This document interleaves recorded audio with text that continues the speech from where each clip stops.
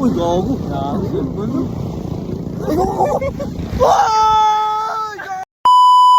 What's up sa inyo mga kainang? At ngayong araw nga pala ay pangalawang day to na namin rito sa Pangasinan. At maaga pa rin kaming tinanghali ng gising riyan. Tapos pagkakain namin ng almusal ay tamang galala kami rito sa Ribis para makaroon ng ulam. Baka sakaling may huling tilapia ang mamamanti at ang mga sumalok.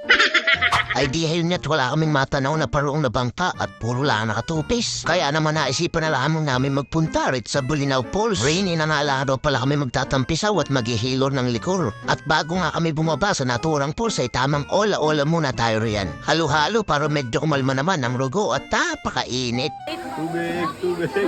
Tubig!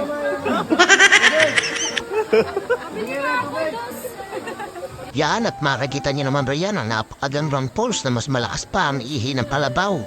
Balak sana namin rin yung mag-spot ng kainan kaso medyo masikip kaya naisipan na lang namin mag-picture-picture. Miss. Okay ka rito, pre. 5.5. Oh, pre, ka. Shoutout nga pala sa Laulan, friends. Yeah. 5 piso, tubig. Tubig! Lawlaw mo na yata ito pa. Para makinaukaw na.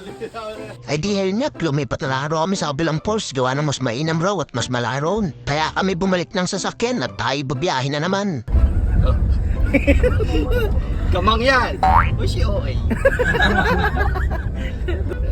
Ayun nga niyo, si tatay nga ay kutsi-kutsel dati. Eh, kala ko kami sa school mayaman, 5 piso lang yung baon.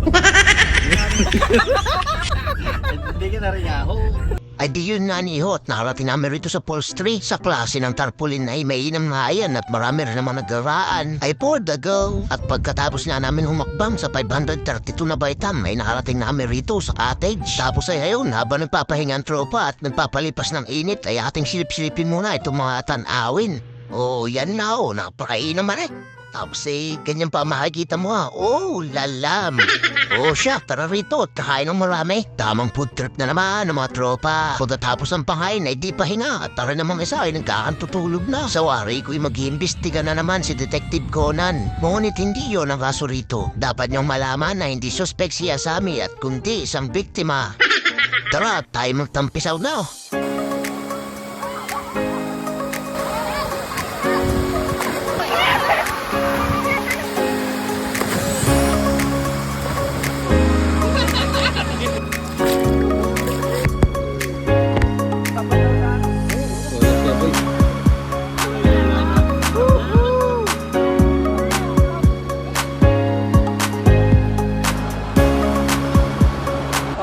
Uy, gago.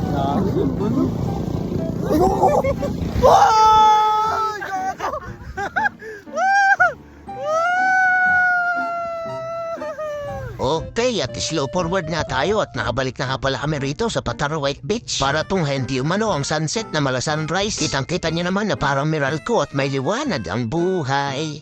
Pito rin pala matatagpuan ng mga dalagitang dumatagundong sa lalakay ng mga tumbong. At pagkatapos na namin magtambay sa dalampasigan ay sumapit naman ang gabi para tayo maghapunan. Napakasarap na naman ang tirada namin riyan. Inihaw na liempo at sinigang na hipon ay inang sagap na naman. At pagkatapos nga ng gabing iyan ay sumapit na naman ang umaga ay di tayo magpapanghuwi na. At maraming salamat sa panunood. Kung umabot nga kayo rito ay paki-like and share naman po. And then see you on our next video. Bye-bye!